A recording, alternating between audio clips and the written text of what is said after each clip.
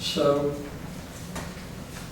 I've been thinking about a plan, how we can give people a break, but still get this $133,000 from the county. Excuse me, I'm hoarse because I've been out doing a lot of talking today. Nobody liked the word stimulus. I don't like the word stimulus. But suppose we kept the tax rate as it is today, 3.5.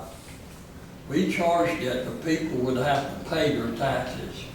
But then we could turn around and give them a break.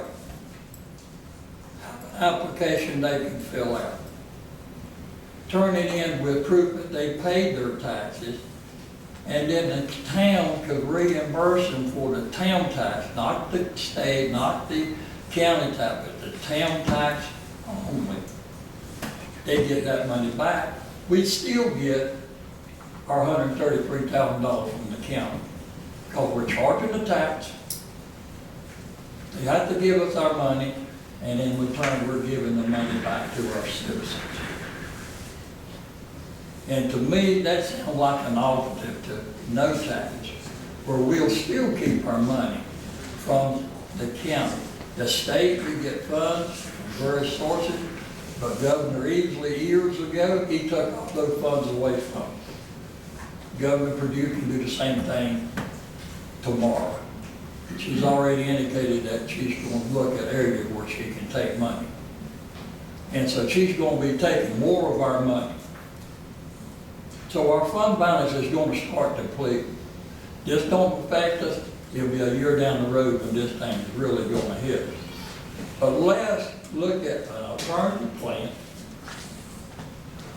We can still charge the tax, give the people their money back, and we still get our money from the county. So we got at least a little bit coming in. And who's going to do all this work, John? We have to pay people to send out these bills.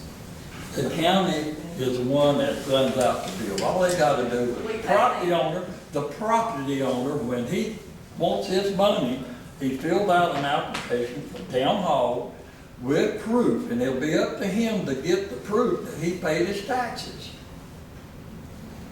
So it's not tying up a bunch of man hours or staff time. It's the property owner's responsibility to provide the proof and bring it to us. Well, you know, John, I tried this 4 years ago when the town imposed a 10.5 cent tax to build a county sheriff substation paid for by Summerfield money, which they couldn't do because we didn't have a joint agreement with the county. I asked for my money back. Do you think I got it? No, I didn't get it back. Because it was illegal. We're talking about it. That's a different circumstance. We're talking about property tax We're today. talking about work. We're talking about getting the property tax. This way, the people are still getting their money back, and we're still getting to keep our part of the sales tax revenue. We have to pay a percentage to the county to even send out the bills, John. Have you thought about that? Yes, I have thought about everything. How much is that? And to me, this is going to be a good plan. So What is our? that's my idea on it. All right, let's see if the other plans. Can we get a legal opinion on that plan? I appreciate the innovative idea from Councilmember Ray. Unfortunately, we've just now on camera told the county that we're going to basically giving us our sales tax quota, but at the same time, we're going to go back to our return all the money that we collected. So I'm not sure that it's legally liable. Only if the citizens request it. It's not the way I understand it. Is that right? That's right. It would be a rebate, is that what? A rebate. Are we able to give citizens a rebate? Not in that manner. Not correct. There- Yeah, there are local ways of doing it. For instance, anybody can challenge their property tax based on their own appraisal versus the counties, and there are other methods of getting refunds based on a much more scientific or actually mathematical financial way of calculating what you should have paid based on what you did pay, and then there's reimbursements that happen all the time. This is a little bit, this doesn't follow any of those generally accepted accounting principles.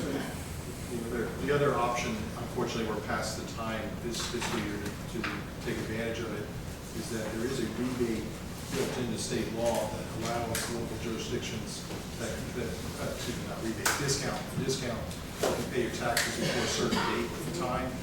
It's set up specifically to encourage people to pay their taxes early so that funding can be steady throughout a year.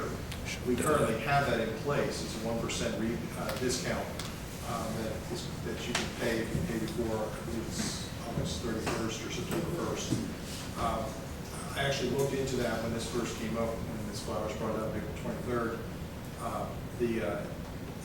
There's no set rebate or discount rate required. It doesn't say it has to be 1%. So technically or theoretically, a local government can set it at any rate they want to. However, there's a caveat to it that says that it has to be reviewed by the local government commission, and they have the right to overturn it if they feel it's excessive, either based on the time that you're allowed to do it or how much the rebate would be. However, that would have had to be in place by May 1st, and it was discovered, I think, 30th of April. Right. So not enough time to put it together. We'll even change our rebate rate this year. For next year, we could certainly do that and do we call it a rebate, it's a discount, and do it for next fiscal year and see what the local government commission will allow. And it could be substantial, 10, 15% maybe, but I don't think you could do 100%. I don't think that would fly. Can we add that to the next special meeting that we have and just deal with it and get it out of the way for next year? That special meeting is getting awfully busy. Can we do it in June? Okay. I'd like to be in place by May. What do you mean? Is that May in place by 1st. next year? May 1st. We would have had to have passed the resolution to put into effect by May 1st of this year to have effect this current fiscal year that we're coming up into. So we can do it any So you can do time. it any time. Yeah. So we've got till next May to put it in place for the next year, but for this year, Do we currently still have the 1%? we have 1% at this point. And that only goes into effect if the entire population of Guilford County? The 1% is in place because that's what Guilford County's rate is. A few years ago, there was an effort before, I think, to change it to 2 or 3%, but only if Guilford County changed their rate. It's not really incumbent upon what the county does. Each individual jurisdiction has the right to charge their own discount rate, or put in place their own discount rate, with the caveat that it has to be approved by the local government. Since Guilford County is collecting our taxes. They may or may not charge an additional fee if it causes them any trouble in collections, but I don't know why it would. It's just a county situation. So, Mr. Ray, what I'm hearing from you is that you're interested in returning the taxes to the people that they would pay. Is that correct? That's correct. And in lieu of that plan, since it seems to be that the attorney is saying we cannot do that, would you consider a zero tax rate and let people keep their tax money? There's too many obstacles out there, unknowns, and it worries them. And I feel like we need to get at least some money back. And I just feel like there's some way that we can do that. Question for the attorney, based on what I said, is there a way that we might be able to do this? You're still, if I understand your proposal, it is to keep Ms. Flowers' issue alive, and that is assure that the Summerfield residents, that they will not incur a property tax for this next coming fiscal year, but at the same time, ensure that we still get the $123,000 worth of county sales tax that are distributed based on our collection of ad valorem taxes. And like here, is that? If we don't collect the tax, we Correct. don't get our share of the Correct. sales tax. Correct. But if we charge our tax that we're charging now, say the current rate, and I do not want an increase in the Right. rate, at 3.5, that's our current rate, Correct. we charge that to our citizens.